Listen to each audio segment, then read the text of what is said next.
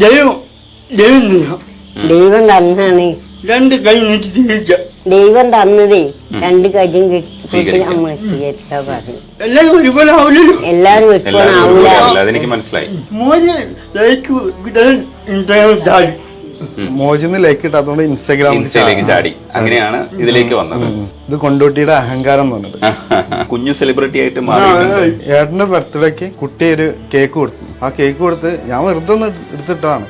അത് അവിടെ കയറി ക്ലിക്കായി. പിന്നെ എന്റെ പിറന്നാളിന് ഏട്ടൻ ഒരു ഗിഫ്റ്റ് ആയിട്ട് കൊണ്ടുവന്നു. അതും കയറി വയറില്ല. അപ്പൊ ഫോണിലെല്ലാം ഇരുന്ന് കുത്തിയിരുന്ന് കണ്ടുപിടിക്കും അല്ലേ? ഓ എല്ലാം കണ്ടുപിടിക്കും. നമുക്ക് മെയിൻ പരിപാടി ചെസ് കളിക്കുക. ഓൻ ഇരിക്കുന്നിടത്ത് ആർക്കും ഇരിക്കാൻ പറ്റൂല.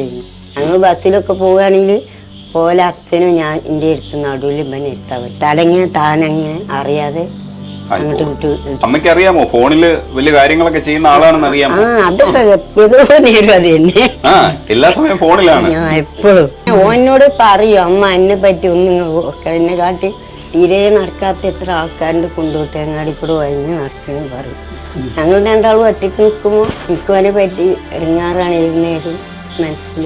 ചില പരിമിതികളെയൊക്കെ മറികടന്ന് ഇൻസ്റ്റ റീൽ ചെയ്യുന്ന രമേശും, ഒപ്പം രമേശിന് സംസാരിക്കുന്നത് നമുക്ക് അത്ര വ്യക്തമാവാത്തതുകൊണ്ട് ബ്രദർ കൂടെ നിൽപ്പുണ്ട്. സുമേഷുമാണ് നമുക്കൊപ്പം ഉള്ളത്. ഹായ് രമേശ്. ഈ എന്നു മുതലാണ് ശരിക്കും ഈ റീൽസിൽ ശ്രദ്ധിക്കപ്പെട്ടു തുടങ്ങിയത് രമേശ്? കൊറോണ ഇപ്പൊ ഏകദേശം 2 വർഷമായിട്ട് നല്ല. അതിന്റെ മുന്നേ എന്നു മുതലായത് തുടങ്ങിയത്? ടിക്ടോക്കില് നല്ല ടിക്ടോക്കിലായിരുന്നു കയറി വന്നത്. പിന്നെ ടിക്ടോക്ക് പോയി, പിന്നെ ഇൻസ്റ്റഗ്രാം വന്ന് കുറച്ച കാലം അങ്ങനെ പോയി.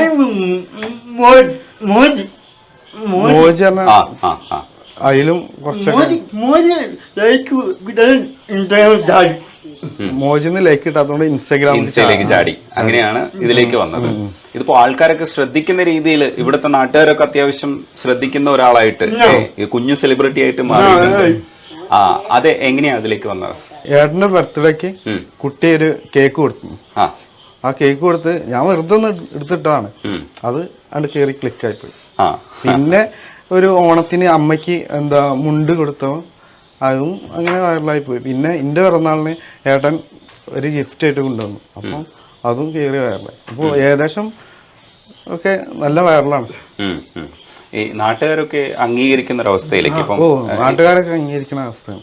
അല്ല, ഇങ്ങനെ ഒരു പരിമിതിയുള്ള ആൾക്കാരൊക്കെ സാധാരണ രീതിയിൽ അംഗീകരിക്കില്ല. പക്ഷെ ഇൻസ്റ്റയിലേക്ക് വന്നു കഴിഞ്ഞപ്പോഴത്തേക്ക് കൂടുതൽ പേര് ശ്രദ്ധിക്കുകയും സംസാരിക്കുകയൊക്കെ ചെയ്യുന്ന ഒരു ലെവലിലേക്ക് വന്നിട്ടില്ല. ഇൻസ്റ്റയിൽ തന്നെ ഏകദേശം ഒരു 100ഓളം